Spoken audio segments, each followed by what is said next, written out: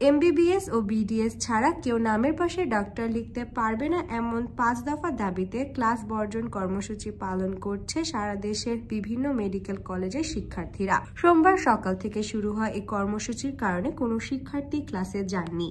চিকিৎসকদের সংগঠন doctors movement for জাস্টিসের সভাপতি জাবির হোসেন জানিয়েছে, 5 দফার দাবিতে সারা দেশের সব মেডিকেল কলেজে একাডেমিক শাটডাউন এবং কর্মবিরতি পালন করছে ইন্টার্ন চিকিৎসক ও বিভিন্ন মেডিকেল কলেজের শিক্ষার্থীরা।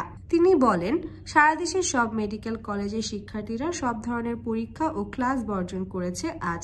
একই সঙ্গে ইন্টার্ন চিকিৎসকরা হাসপাতালগুলোর বিভিন্ন ওয়ার্ডে যে সেবা দেয় তা থেকে বিরত রয়েছে। একাডেমিক শাটডাউন পালন করা হচ্ছে। ক্ষোভ প্রকাশ করে তিনি বলেন, আমরা কষ্ট করে 5 বছর এমবিবিএস ডিগ্রি করি আর কেবল বিভিন্ন মেয়াদী কোর্স করে তারা ডাক্তার হতে চায়। এদিকে যারা বিভিন্ন মেডিকেলে অ্যাসিস্ট্যান্ট হিসেবে কাজ করেন তারা নিজেদের ডাক্তার পরিচয় দেওয়ার জন্য পদবি ব্যবহার করতে চান। এই দাবিতে তাদের করা একটি রিট হাইকোর্টে চলমান। মঙ্গলবার ওই রিটের শুনানি হওয়ার কথা রয়েছে।